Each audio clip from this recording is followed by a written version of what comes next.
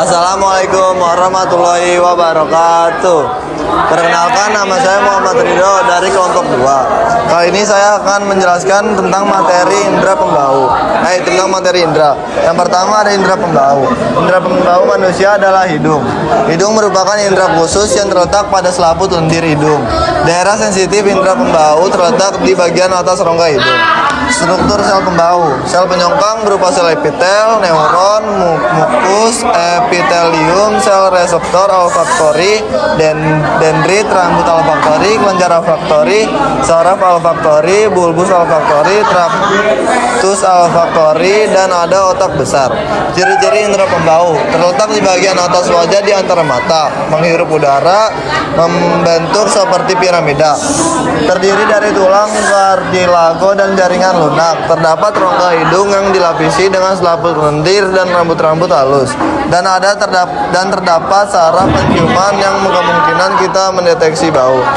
Dan setelah itu ada fungsi indera pembau, mendeteksi bau atau aroma melalui reseptor di hidung yang mengirim sinyal ke otak, membantu mengidentifikasi makanan, serta memberikan peringatan bahaya seperti bau gas atau asap, bagian dari sistem pernapasan atau pendukung suara. Selanjutnya ada indera pengecap.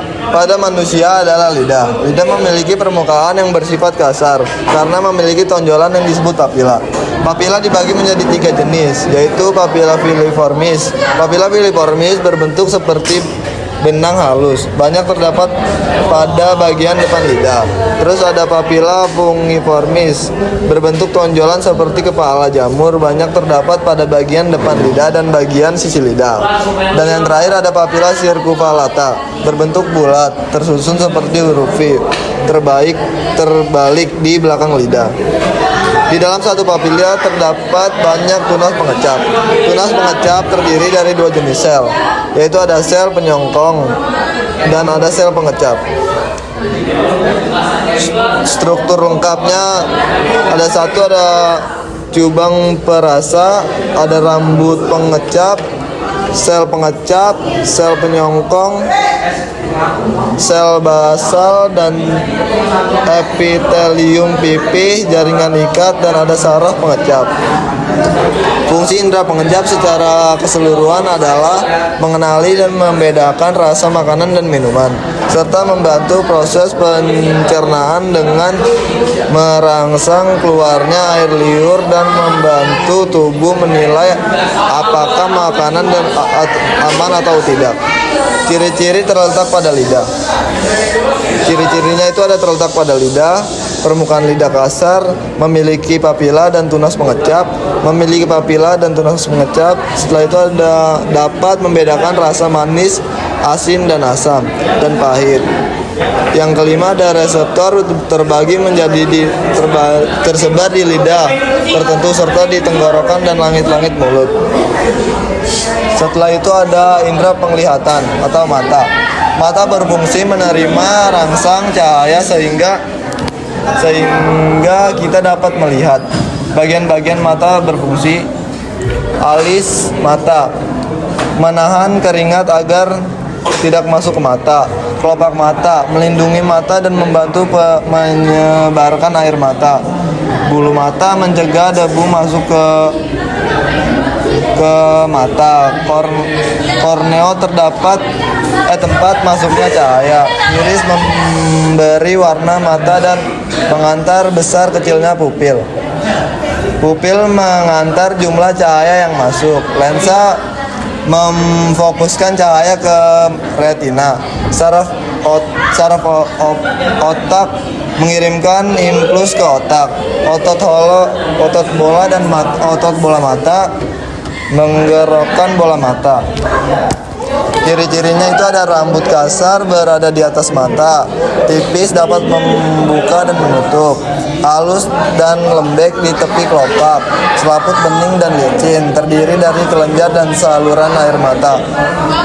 Struktur luar mata ada alis mata, ada kelopak mata atas, ada bulu mata, ada aparatus lacrimalis, ada konjungtira, ada kelopak mata bawah.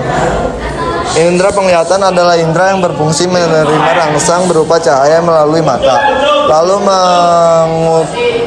mengubahnya menjadi impuls saraf yang diteruskan ke otak sehingga kita dapat melihat.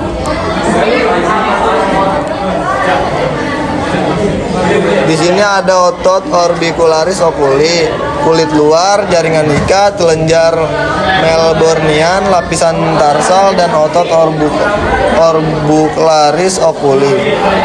Di sini ada kelenjar lacrimalis, saluran lacrimalis interior, saluran nasal lacrimalis, saluran lacrimalis superior, kantung lacrimalis. Selanjutnya ada telinga dalam. Telinga dalam atau labirin terdiri dari labirin osea dan labirin membranacea. Labirin osea serangkaian rongga pada tulang pelipis yang dilapiskan periosteum berisi cairan pelimfe, sedangkan labirin membranacea memiliki bentuk yang sama dengan labirin osea, tetapi terletak di bagian yang lebih dalam dan dilapisi sel epitel serta berisi cairan endolimfe. Strukturnya ada daun telinga, liang telinga, dan gendang telinga. Dan setelah itu ada telinga tengah. Ada telinga tengah, rongga kecil berisi udara di dalam tulang pelipis, dilapisi sel epitel di dalamnya. Terdapat 3 tulang bergerak bebas telinga atau udara saluran yang berfungsi menyimpan tekanan udara antara telinga dan telinga tengah. Dan struktur telinga tengah ada gendang telinga, tulang pendengaran, dan tuba eustachius. Dan terakhir ada telinga luar. Telinga luar adalah bagian telinga yang terletak paling luar dan berfungsi menangkap serta mengarahkan gelombang bunyi ke dalam telinga. Dan struktur telinga luar adalah daun telinga, liang telinga, dan gendang telinga. Berikut itu ada ciri-ciri telinga luar. Ciri-cirinya terletak di bagian paling luar telinga, terdiri dari daun telinga, liang telinga, dan gendang telinga. Daun telinga tersusun dari tulang rawat. Liang telinga berbentuk saluran sempit, berfungsi menangkap dan menyalurkan suara. Dan setelah itu terletak paling dalam pada telinga, tersusun dari koklea atau rumah siput, vestibula, dan saluran setengah lingkaran, berisi cairan, berhubungan langsung dengan saraf pendengaran, berperan dalam pendengaran dan keseimbangan tubuh.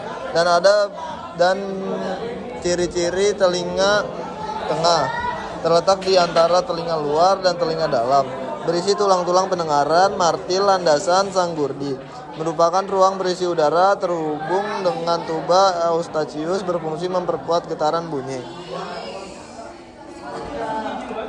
Sekian presentasi dari saya tentang materi indra. Wassalamualaikum warahmatullahi wabarakatuh.